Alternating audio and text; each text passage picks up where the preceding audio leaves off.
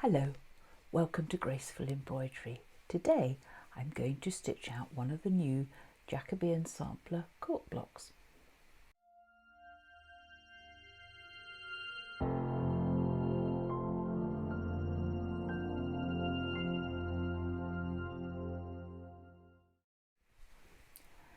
There are 12 quilt blocks in this new set of designs, and I have stitched out all 12 because I'm hoping to make a nice wall hanging for in here in my studio.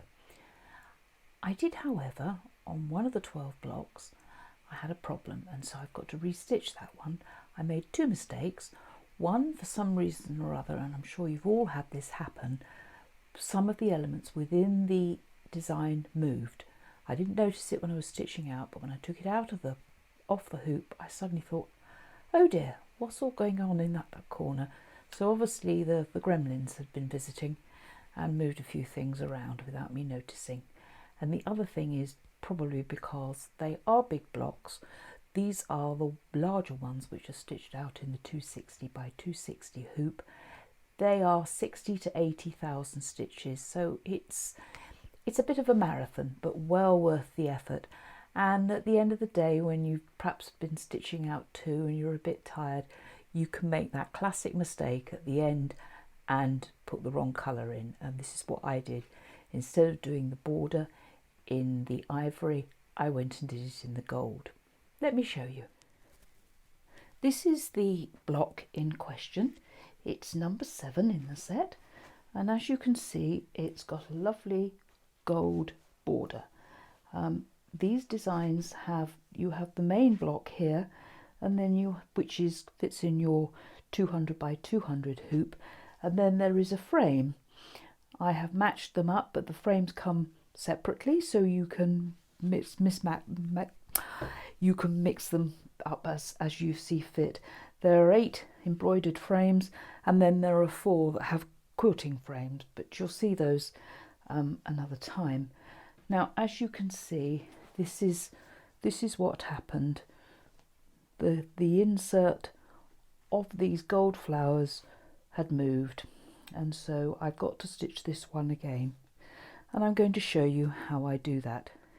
This is my 260 by 260 hoop, and as you can see, I have wrapped it in bandaging. It's this sticky bandaging, and I'll leave a link so that you can see what I use, and you just wind it round and it just helps the hoop grip, the fabric stay in place. Now, I have done many stitch outs of these quilt blocks before I did the final 12, and I decided that Sulky Soft and Sheer was the best stabilizer to use, and that goes in first, and that is hooped.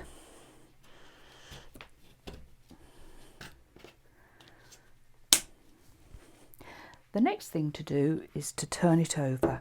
I always turn over my hoop stabilizer because you can see when you've got problems like these pulls. I tend to release the grip there in the corner and just go round and adjust them where they're not looking quite right.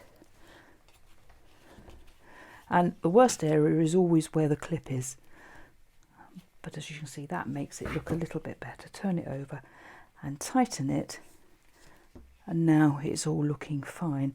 I always remember the first lesson I ever had on my designer one at my dealer's. We were told to push the middle section so that it sits not flush but slightly proud. So I'm going to do that, and that looks fine. This hoop has clips, so I'm going to stop and put the clips in place. I tend to hoop one side and then give a little pull, gentle pull, and then do the opposite side. Now, I think with these quilt blocks, it's best to be extra careful to keep everything in place because you have the weight of the batting in your sandwich. Now, this area here, there are no clips, and so I use these T-pins and I push one in and then it's just all extra protection. It probably doesn't make that much difference, but it makes me happy. And I've had a few issues with things moving, so it's a case of doing as much as you possibly can to get everything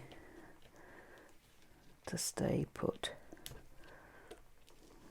which just leaves these ones here.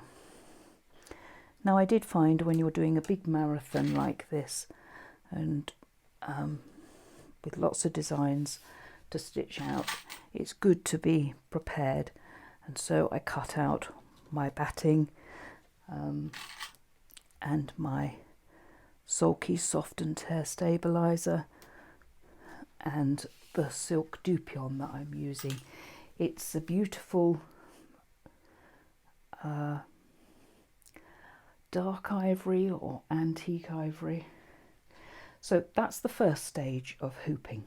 The next stage is to put your batting on, and I've been doing lots of research into batting, and I found an incredibly informative video prepared by Hobbs Batting which explains all the various types, and I'll leave a link to that in the description below this video as well. When this is on, I then spray it with temporary adhesive spray. I would like to point out that I've used this probably about 20 times, and I gave it a good wipe over with a baby wipe or any sort of wipe just to remove the excess, and that goes on like that. Just smooth it. Always be generous in the corners with the spray. I think we have a tendency to want to protect our hoops, so we don't quite put perhaps enough in the corners, which are very important. So that's the batting in place, and I did iron this before I pressed it before I put it on, because it gets permanent creases in it. It just looks nicer when you put it on. But that's all in the video I mentioned, which was very informative.